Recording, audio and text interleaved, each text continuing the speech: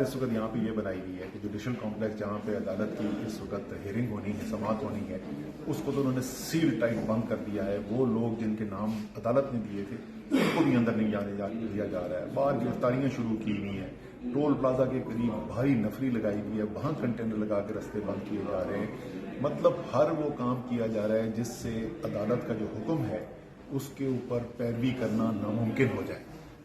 واضح بدنیتی نظر آ رہی ہے۔ کوشش جو ہے وہ یا تو یہ نظر آ رہی ہے کہ پہنچنے نہ دیا جائے، بہانہ بنا دیا جائے کہ دیکھو جی وہ تو پہنچے نہیں تھے یہاں پر، عمران خان صاحب پہنچے نہیں یہاں پر، آنے سے ہی روک دیا جائے ان کو، یا آنے کے بعد جو ہے کوئی غیر قانونی طور سے ان کو گرفتار کرنے کی کوشش کی جائے۔ حالانکہ یہ بالکل واضح احکامات ہیں، کل لاہور ہائی کورٹ کے آرڈر ہیں کہ منگل کے دن تک ان کو گرفتار کیا ہی نہیں جا سکتا، کوئی کورسو ایکشن نہیں لیا جا سکتا منگل کے دن تک۔ بالکل واضح بدنیتی نظر آ رہی ہے اس وقت حکومت کی، اور اس سے یہ بھی واضح ہو گیا ہے کہ جو پہلے سارا لاہور کے اندر ہوا، جس طریقے سے بربریت کی گئی عوام کے اوپر، وہ کسی سوچے سمجھے منصوبے کا حصہ تھا۔ یہ کوئی قانون کے اوپر عمل درآمد نہیں ہو رہا تھا۔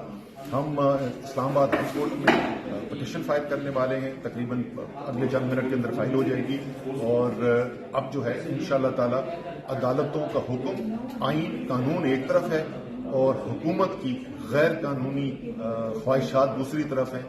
دیکھتے ہیں کہ عدالتیں جو ہیں وہ اپنے قانون کا، آئین کا دفاع آج کرنے میں کامیاب ہوتی ہیں یا نہیں ہوتی۔ تمام اس تحریک انصاف کے ورکرز جو ہیں ان سے میری درخواست ہے کہ آپ تیار رہیں ہر صورتحال کے لیے۔